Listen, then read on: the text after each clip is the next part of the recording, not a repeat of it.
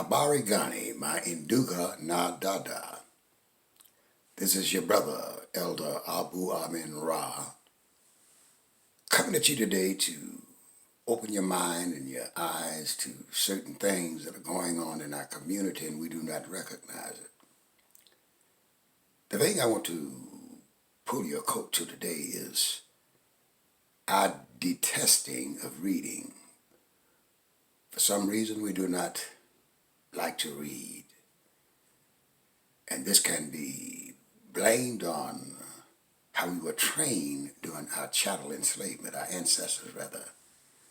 They were beaten or killed if caught reading or indicated they could read. Now, my brothers and sisters, I have written several books, and I do not have any bestsellers because my books are geared towards and to black people and the problems they're having and how they can overcome them. And since they do not buy books, I do not have bestsellers. Now, if I was writing novels, perhaps I would get more sales from black people because they like reading novels. But novels are great, some of them. They give you great direction. James Baldwin was a novel writer. And some of our great writers today are novel writers. So I have nothing against novels.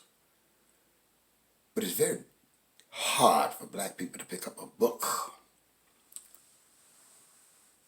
that has footnotes in it for references, that is dedicated to presenting evidence which is solid, which explains their condition and also how they can change their conditions. Now, my brothers and sisters, one of the first books I wrote was called Reparations and God's Judgment. This book delineates for you and lists all of the injustices, the hangings, economic rapings, tortures, hangings, burnings on the pyre of racism. And my brothers and sisters, it's about reparations and how white people must be forgiven for what they've done if they are to be saved according to the Christian religion. So if the Bible has any truth in it, it says you must be saved, but you must evidence your change of life and trying to fix the problem you have caused and return the things you've stolen. Then, my brothers and sisters, the next book I wrote was called Black Queen Without a Throne. This book follows for you historically, biblically, how the black woman was the queen, the mother of all civilizations, all human beings. But she fell from grace. We helped her fall from grace, black men, that is. And we must assist her in rising back to her rightful place again so that she can help liberate us. Black Queen Without a Throne. The next book I wrote, my brothers and sisters, is called Black Presence in the Biblical Exodus. It shows you that the pharaohs were black, Moses was black, Joseph was black, and the people who participated in the exodus from Egypt were black Egyptians. Then, my brothers and sisters, the next book I wrote was called When God Was Black.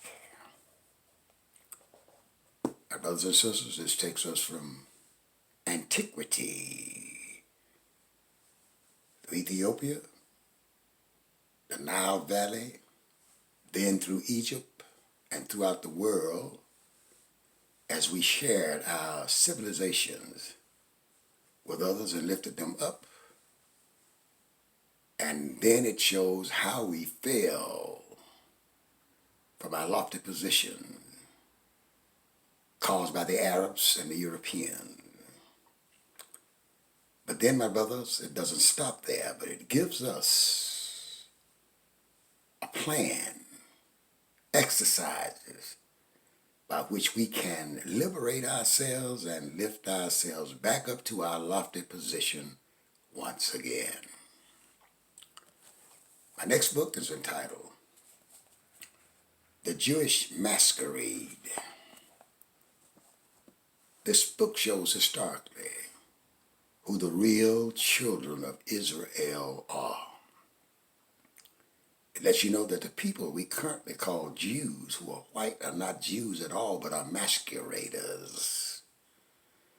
These are not conjectures I give in the book, but historical facts with documented evidence to prove it.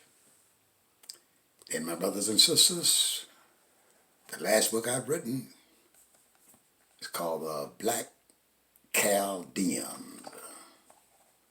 and the Cushite Sea People of the Tigris and Euphrates valleys.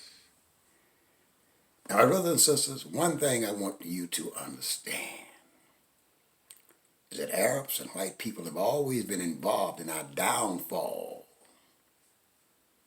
And the only way they can be forgiven is if we forgive them and they repent. That is according to their religious books now, of all the pain and brokenness they've caused. Then they can perhaps be saved. If not, they shall be destroyed with the white world. So my brothers and sisters, I want you to listen intently to this. You're always forgiving white people for whatever they do to you because that's your nature. You're a righteous people. Recently, a white woman policeman killed a black man for nothing. Went into his apartment by mistake and shot and killed him. And at the trial, when she was given 10 years now, the brother of the victim rose up and went and hugged her and he was sorry that she had to spend any time in jail at all, and he forgives her and he loves her. Then the judge came down from the bench and hugged this criminal,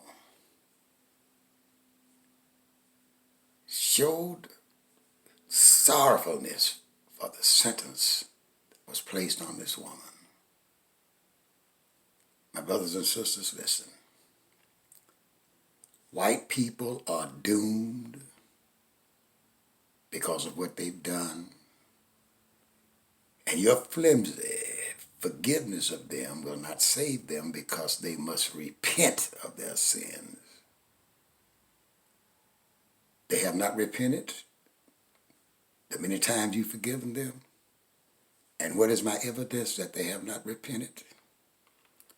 My brothers and sisters, they have not returned what they've stolen. They have not fixed what they have broken. Let me explain this to you in simple layman's terms.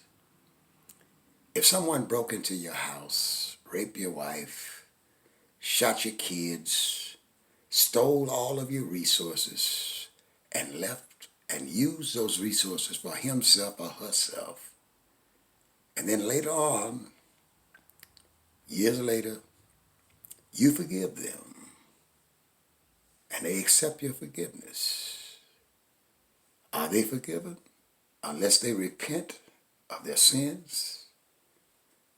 How do they repent of their sins? The killing of your children, the taking of your resources. We know they cannot give life back. But my brothers and sisters, until they are sorry for what they've done and evidence this sorrowfulness by returning all of the resources they stole from your place, they are not forgiven. How can the thief who still have your money in his pocket claims he is forgiven when he has not returned what he stolen, nor fixed what he has broken? So my brothers and sisters, your empty forgiveness to the white man, his woman, and his children are empty and null because they have not repented. They have not returned what they've stolen nor attempted to fix what they have broken. But they make lame excuses like I didn't do it and it wasn't done to you. That was a long time ago. Who do we give the money back to and the other resources we took? We don't know. We accept your forgiveness. But my brothers and sisters, they are not forgiven. They're doomed because they have not returned what they have stolen. And they must go down when America goes up in flames. Because flames on America will be our retribution. Because retribution provides a form of peace, the curing of the soul, of the psychological mindset that suffers from what you've done to them. Only blood or the return of what you've taken and you fix what you've broken. Otherwise, you shall suffer the retributions that's coming with you in the whirlwinds in the future, because my brothers and sisters, they will come if we can believe a word in the Quran, in the Bible, in the Torah, or any other religious book.